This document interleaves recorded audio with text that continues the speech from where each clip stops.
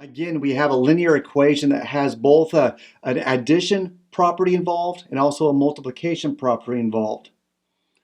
Before we begin, notice that I have a positive 3x on one side, I have a negative 2x on the other side.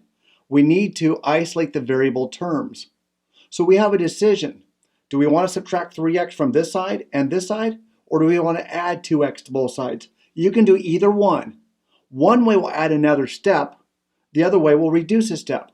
Doesn't matter. So in this one, I noticed that if I added 2x to this side, and eventually on this side, I'll be left with a positive 5x. So let's try that out. So I have a 3x. I'm going to add the positive 2x to it. I still have my negative 14 equals a negative 2x plus the 2x. And then I still have that plus 6. So notice what happens to my variables. 5x minus 14. Right side, they're gone. I'm just left with a 6. I haven't quite isolated the variable term yet, but I was able to collect all the variable terms on the one side.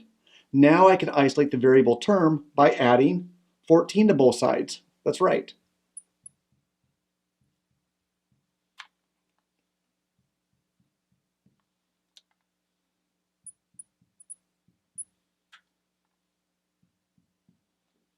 So 5x minus 14 plus 14, I'm just left with a 5x equals a 20. Then lastly, with my 5x equals a 20, my term is isolated. Now I want to isolate the variable, so let's divide both sides by a 5. The 5's factor out, that's why we chose the 5. So I'm left with x, which was my goal, equals 20 divided by 5, which is a 4. X equals 4 is my solution. Now I know sometimes to some of you this might seem a lot of steps to solve this, but I highly encourage you to get in a practice of doing these step by step by step. For one reason, we will make mistakes. And if we have them all laid out, we're going to be able to identify our mistakes a lot better. Another one, sometimes we're going to be teaching other people, or they're going to be looking at our notes.